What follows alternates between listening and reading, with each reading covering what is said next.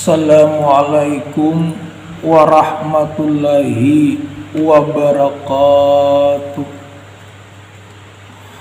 Bismillahirrahmanirrahim. Alhamdulillahi rabbil alamin. Wassalatu wassalamu ala asyrafil anbiya'i wal mursalin Sayyidina wa maulana Muhammadi wa ala alihi wa sahbihi ajmain.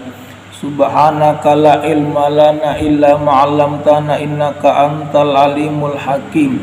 Wa tub alaina innaka antat tawwabur rahim. Wahdina wa biqna ila siratikal mustaqim. Wala haula wala quwata illa billahil aliyyil azim.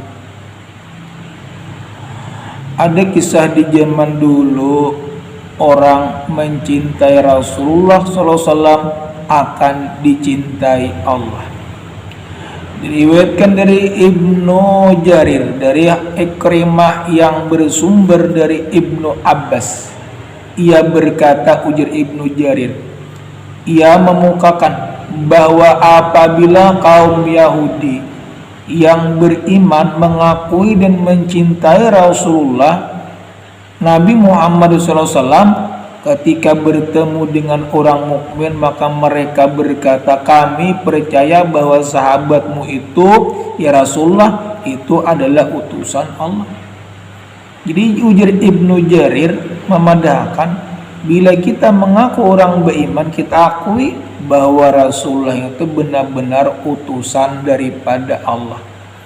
Akan tetapi sebagian golongan kami menghembuskan berita bahwa Muhammad itu utusan Allah hanya untuk golongan bangsa Arab. Itu dengaran pada Rasulullah ini diutus untuk seluruh daripada umat, rahmatan lil alamin.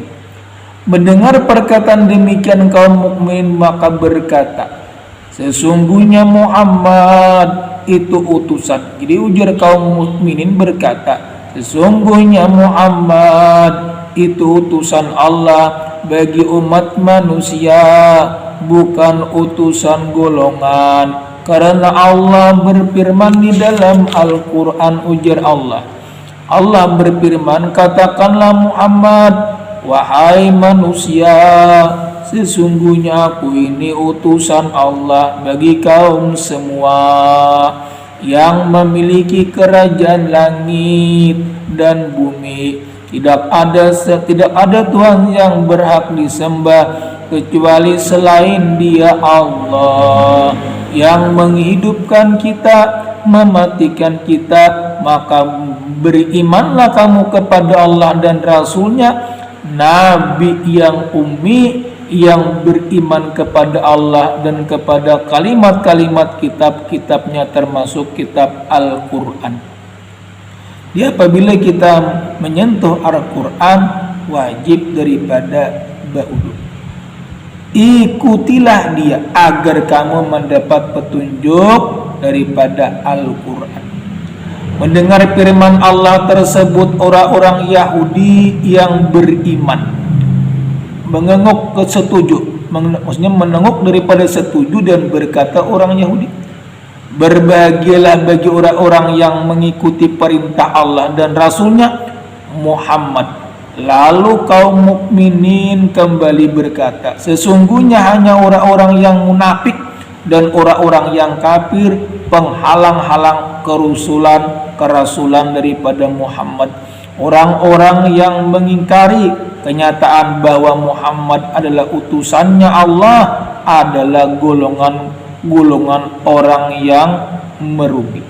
Jadi ujar orang kafir adalah, jadi orang-orang yang munafik, maka ujar orang-orang munafik dan orang-orang kafir yang menghalang-halangi kerasulan Muhammad, orang-orang yang mengingkari kenyataan bahwa Muhammad adalah utusannya adalah golongan yang merugi. Akhirnya rugi orang munafik, padahal kada benar-benar Rasulullah itu adalah utusan Allah. Kemudian orang Yahudi yang tidak beriman, mereka berkata kepadanya yang beriman.